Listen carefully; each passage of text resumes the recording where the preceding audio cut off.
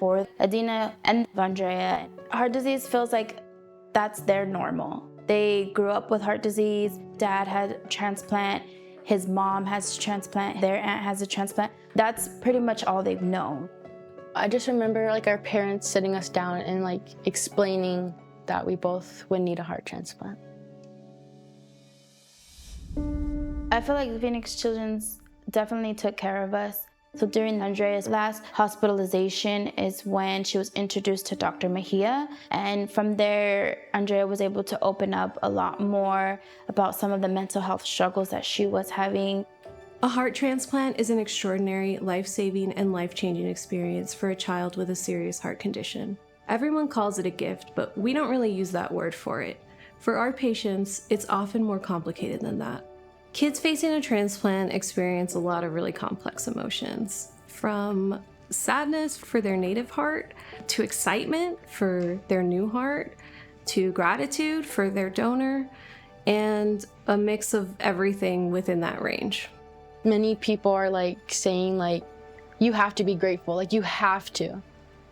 And it sucks cause like then you're thinking about the family, like it's like they had to give up a family member for me. And I know that's not what it is and not how it works, but that's just like what it feels like. One night she came out of her room, she came to us and she said, I don't feel safe at home. I want to harm myself. And that was really the biggest turning point in her mental health, when we realized this is more serious than we thought. And we took her to the hospital and we got a lot more support and more of a team involved from Phoenix Children's.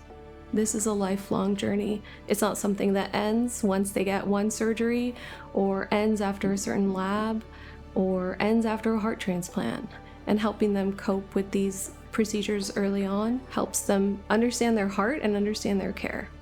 She really helped me like understand that this was for me, that I have to accept it, and that now that it's all happened, it's okay. It's okay to like grieve over it, and it's okay to feel that way.